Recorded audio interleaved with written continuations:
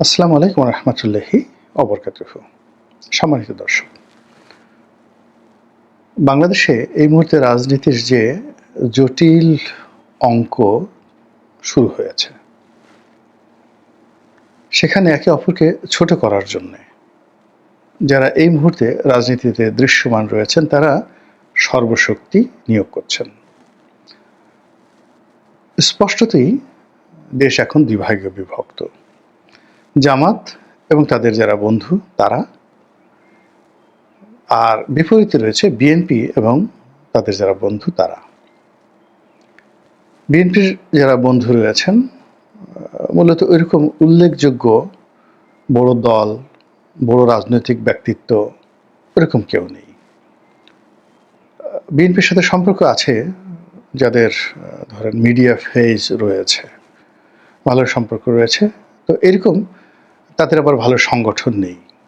২ নম্বর হলো যাদের media phase রয়েছে তারা বিএনপির সাথে ভালো সম্পর্ক দলীয়গতভাবে নেই, কিন্তু তারেক রহমান সাহেবের সঙ্গে তাদের ব্যক্তিগত সম্পর্ক রয়েছে। কিন্তু তারা নিজেদের যে ফেস ভ্যালু এটাকে ব্যবহার করে তারেক রহমানের ইমেজ উদ্ধার করা, তার ইমেজ তৈরি করা, বিএনপির ইমেজ প্রতিষ্ঠা করা, এই কাজগুলো কেউ করছেন না।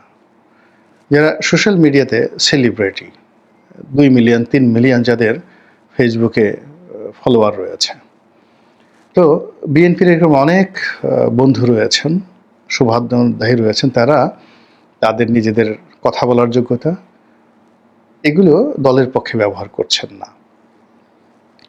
অন্যদিকে যদি সামাজিক মাধ্যম ধরেন, সেই সামাজিক মাধ্যমে বিএনপি বিরোধী শক্তি তারা মানে মুহূর্তের মধ্যে লঙ্কাকাণ্ড ঘটিয়ে দিতে পারেন। এর কারণ হলো পুরো সামাজিক মাধ্যমে তারা রীতিমতো এক একজনের নেপোলিয়ন বোনাপার্ট, জুলিয়াস সিজারের মতো তাদের জনপ্রিয়তা রয়েছে।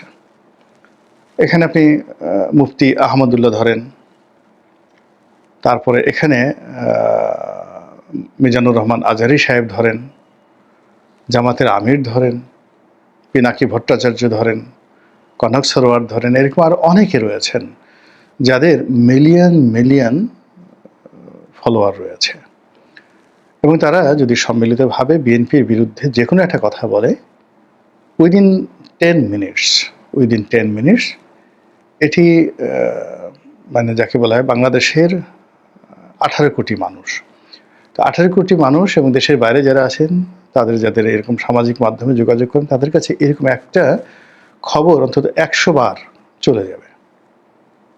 তাহলে মানে যদি 10 কোটি লোক সরাসরি সামাজিক মাধ্যমের সাথে জড়িত হন, আরও কম ধরি, ধরেন 5 কোটি লোক সামাজিক মাধ্যমের সাথে জড়িত হন, এই 5 কোটি লোকের কাছে যদি একটা মেসেজ, যেমন ধরুন অমুকে খারাপ, অমুকে চাঁদাবাজ, অমুকে অশিক্ষিত, তমুকে অস্ত্র চোরা কারবারি করেছে, তমুকে কমিশন নিচ্ছে, এরকম একটা ন্যারেটিভ তৈরি করে জামাত যদি ছেড়ে দেয় এবং তাদের 10টি পেজ থেকে যদি এই জিনিসগুলো যায়, তাহলে বললাম যে 1 ঘন্টার মধ্যে যে কোনো ইউজার তার কাছে 100 বার এই নিউজটি প্রদর্শিত হতে থাকবে। বিকজ একবার আহমদুল্লাহর থেকে মানে বিভিন্ন জায়গা থেকে আসবে। ফলে কি হলো, মানুষের মনে বিএনপির সম্পর্কে একটা অটোমেটিক বিষক্রিয়া তৈরি হয়ে যাবে। কিন্তু একই কাজ যদি বিএনপি এখন করতে চায়, তাহলে তাকে তারেক রহমান সাহেবের পেজ থেকে দিতে হবে, অথবা বিএনপির মিডিয়া সেল যেটা রয়েছে তাদের, যেখানে মনে করেন যে একেবারে জামাতের একজন রোকন, তাদের পেজ থেকে যে ধরনের ফলো আপ হয়, ঠিক ওই রকম ফলো আপও যাকে বলা হয় মিডিয়া সেলের একটা বক্তব্য যায় না। এখানে তারেক রহমান সাহেবের যে পেজ রয়েছে সেখানে তিনি একটা ভালো বক্তব্য দিলে বা ওখান থেকে তার একটা বক্তব্য প্রসারিত হলে এটি 8-10 ঘন্টার মধ্যে 20-30-40 হাজার লাইক, কোনো কোনো ক্ষেত্রে 50,000 1 লাখ লাইকও চলে আসে। তো একমাত্র ওনার পেজটা ছাড়া আসলে বিএনপির এরকম সেলিব্রিটি কোনো পেজ নেই। আর অন্যান্য যারা আছেন তো তারা সরাসরি কেউ বিএনপি করে না, বাইরের যারা লোক আছেন তারা বিএনপির জন্য এই কাজটি কেউ করছেন না এবং করবেনও না। ফলে কি হলো, এই বিএনপি এবং জামাত এই যে দুটো ভাগ হয়ে গেছে, সেই ভাগের মধ্যে দুটো অসম যুদ্ধ চলছে। একটা অসম যুদ্ধ চলছে হলো সোশ্যাল মিডিয়াতে একটা অসম যুদ্ধ চলছে, যেখানে বলতে গেলে 99% উইনার জামাত এবং তাদের যারা সহযোগী তারা। আর অন্যদিকে বিএনপি যেটা আছে, যেটা ম্যানুয়ালি, অর্থাৎ পথে ঘাটে মাঠে যে প্রথাগত রাজনীতি আছে, সেই রাজনীতিতে 99% ক্ষমতা তাদের, এবং সেখানে এনসিপি বা জামাত কেউ তাদের পক্ষে নেই। তাহলে দেখুন, ভার্চুয়ালি যে যুদ্ধটা হচ্ছে, এটাতে 100%-এর মধ্যে 99% জামাতের পক্ষে, আর মাঠের রাজনীতি বিএনপির পক্ষে। এবং এটা নিয়ে উভয় পক্ষই কনফিডেন্ট। বিএনপি তার মাঠের রাজনীতিতে কনফিডেন্ট, এই জন্য সে বলছে যে ইলেকশন দাও, দেখাই দেব। আর জামাত ভার্চুয়াল জগতে শতভাগ নিশ্চিত হওয়ার কারণে তিনি বলছেন যে আমি যদি আর কিছুদিন সময় পাই, বিএনপির 12টা বাজিয়ে দেব। কয় টাকা চাঁদা পাও, কিভাবে খাও, চাঁদার টাকা দিয়ে কি কি করো, এ সব আমি প্রকাশ করে দেব, টু দি পয়েন্ট, একেবারে জয় বাংলা করে ছেড়ে দেব। তো এইরকম যখন একটা অবস্থা চলছে, টান টান উত্তেজনা, প্রতিদিনই অসংখ্য ঘটনা ঘটছে। যেমন ধরুন, বিএনপি নেতাদের, যাকে বলা হয় এনসিপি নেতাদের চাঁদাবাজি নিয়ে খুব আলোচিত হচ্ছে। ফলে এনসিপি নেতারা এখন বলছে যে আমরা কি চাঁদাবাজি করি, চাঁদাবাজি করে তো বিএনপি, এবং বিএনপি তাদের দায় এড়ানোর জন্য এখন আমাদেরকে লেস কাটা শিয়ালের মতো চাঁদাবাজ বানানোর চেষ্টা করছে। এরকম যখন চলছে, ঠিক সেই সময়টাতে যে একটা স্পেস তৈরি হয়েছে, ব্রিদিং স্পেস, সেই ব্রিদিং স্পেসে আওয়ামী লীগ তার আসল খেলাটি শুরু করেছে। সে তার দাওয়াতি কর্ম শুরু করছে, পথে ঘাটে মাঠে চায়ের দোকানে বলা শুরু করছে, কি যুগ আসলো ভাই, এভাবে কি চলতে পারে, চালের দাম কত, অমুক। এখন মানুষকে যদি আপনি অভাবের কথা জিজ্ঞাসা করেন, তার অভাব না থাকলেও বলবো অভাব আছে। আমাদের দেশে আছে না, সুখে থাকতে ভূতে খেলায়। তো ওইরকম আপনি একজন লোকের জিজ্ঞাসা করেন আপনার কি কোনো সমস্যা আছে, সে প্রথমে বলবো অনেক সমস্যা আছে। কিন্তু আপনি তাকে জিজ্ঞাসা করেন যে আপনি এখন ভালো কি আছে, তখন সে খুঁজে খুঁজে 2-4টা ভালোর কথা বলবে। কিন্তু প্রশ্নটা যদি নেগেটিভ হয় যে আপনার কি সমস্যা আছে, দেশ আর চলছে না, রসাতলে গেছে, এই ইউনূস সাহেবকে দেওয়ার কিছু হবে না, এনসিপির ছোটো বাচ্চা পোলাপান কী করতেছে, বিএনপির লোক পথে ঘাটে মাঠে কী করছে, প্রশ্নটা যখন এরকম হয়, তখন সঙ্গতিকরণে মানুষ যা শুনে যা দেখে, এটাকে আরও বহুগুণ বাড়িয়ে বাড়িয়ে বলে চায়ের দোকানে ঝড় তুলে, আর হবে না, এক জালেম গেছে আরেক জালেম আসছে, এর দ্বারা কী হবে, এরা ক্ষমতায় না গিয়ে এই অবস্থা, ক্ষমতায় আসলে কি হবে, এই রকম কথাবার্তা যারা বলছে, তারা যে আওয়ামী লীগের লোক নয়, এটা আপনি বলবেন কি করে? তারা যে সবাই জামাতের লোক, এনসিপির লোক, তাও তো আপনি বলতে পারেন না। তো এইভাবে আপনি গিয়ে দেখেন, বাংলার পথে ঘাটে প্রান্তরে, মাঠে ঘাটে, বাজারে, বিপণী বিতানে, সব জায়গাতে এই আলোচনা, মানে এই দেশ কেমন চলছে, আগে ভালো ছিলাম না এখন ভালো আছি, এই দেশ চালানোর জন্য শেখ হাসিনার চেয়ে উপযুক্ত কেউ আছে কিনা, এই কথাগুলো একটা, যাকে বলা হয় একটা ন্যারেটিভ ছুঁড়ে দেওয়া হচ্ছে।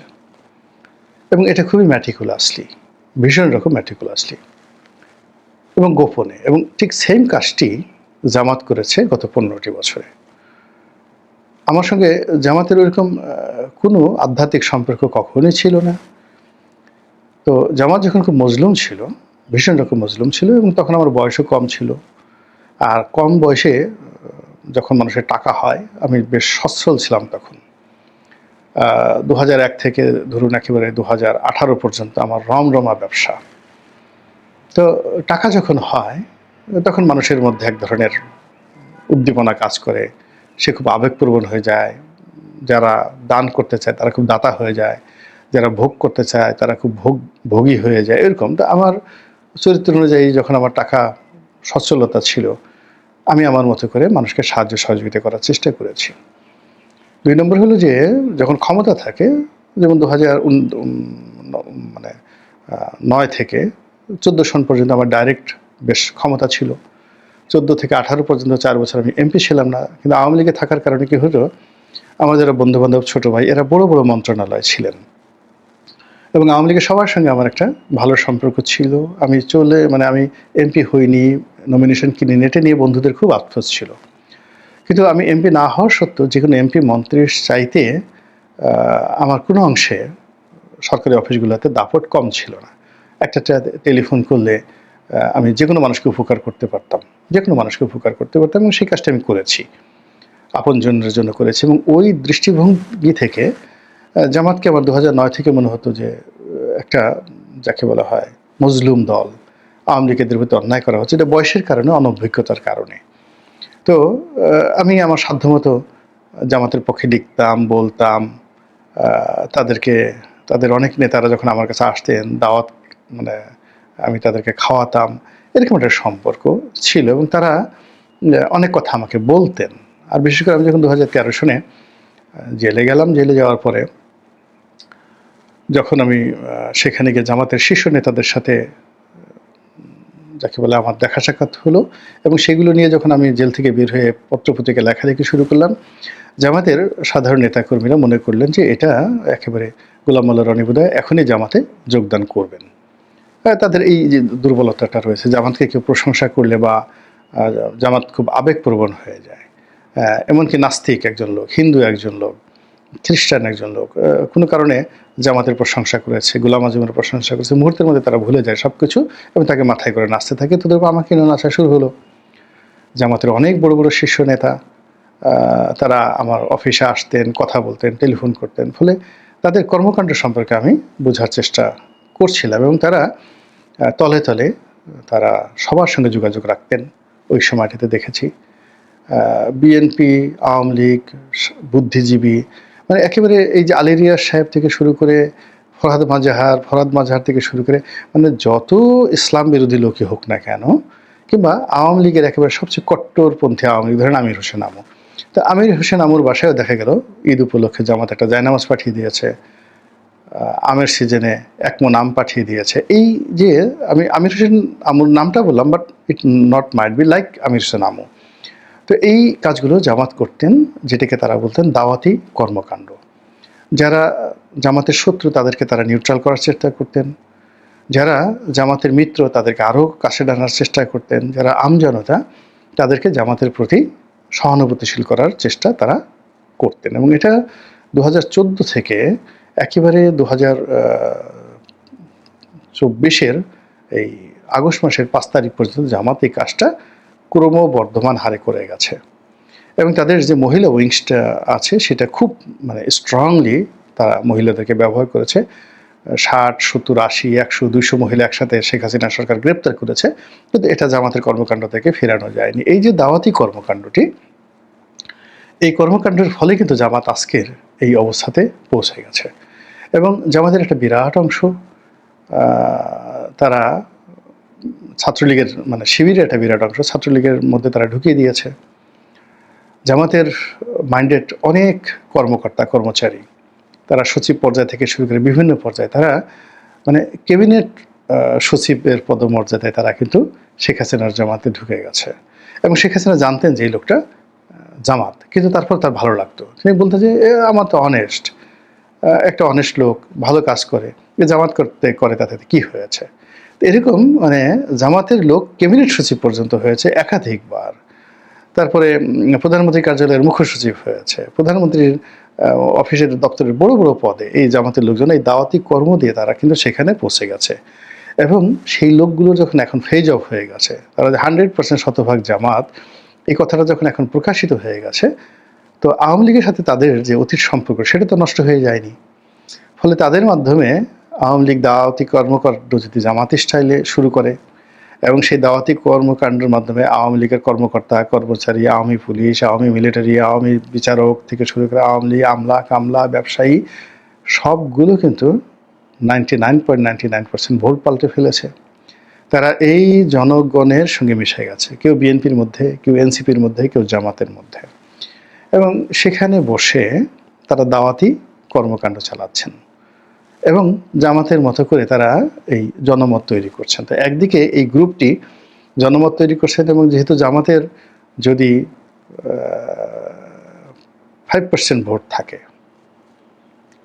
তো 5% ভোট নিয়ে যদি তারা এই বিশাল যজ্ঞ তারা চালাতে পারে, তাহলে 35% ভোট নিয়ে যদি তার মাত্র 1%কে তারা গেরিলার জন্য রাখে বা প্রকাশের সামনে রাখে, বাকি 99%কে যদি তারা দাওয়াতি কর্মে পথে ঘাটে মাঠে বিএনপি এনসিপি এবং তাদেরকে ডাকে, এবং পরবর্তীতে সময় হলে যখন তারা তুড়ি বাজাবে সঙ্গে সঙ্গে তারা এই সবাই আওয়ামী লীগের পক্ষে চলে আসবে। এবং আওয়ামী লীগ এই কাজটি যে করছে এটা মানে সবাই জানে, কিন্তু সমস্যাটা হয়ে গেল এনসিপি তারা বলছে যে না এটা আমাদের দরকার, আওয়ামী লীগের লোকজন ছাড়া আমাদেরকে কে ভোট দেবে।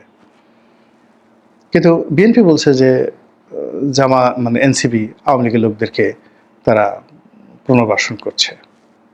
আবার যেখানে আওয়ামী লীগের লোকজন বিএনপির সাথে মিশে গেছে সেখানে এনসিপির লোকজন খুবই ঈর্ষাপরায়ণ হয়ে বলছে বিএনপি সেই আওয়ামী লীগকে পুনর্বাসন করছে। আবার যে এলাকাতে জামাতের সঙ্গে আওয়ামী লীগের এরকম একটা দাওয়াতি কর্মকাণ্ডে অন্তর্মিল ঘটেছে, তো সেখানে এনসিপি এবং বিএনপি একই সাথে কথা বলছে যে এটা কি ধরনের কথা হলো, আওয়ামী লীগের লোককে তারা পুনর্বাসিত করছে। কিন্তু ঘটনা হলো যে তিনটি বৃহৎ শক্তির সঙ্গে তারা একত্রে কাজ করছে। আবার এই তিনটি বৃহৎ শক্তি বলার চেষ্টা করছে আগামী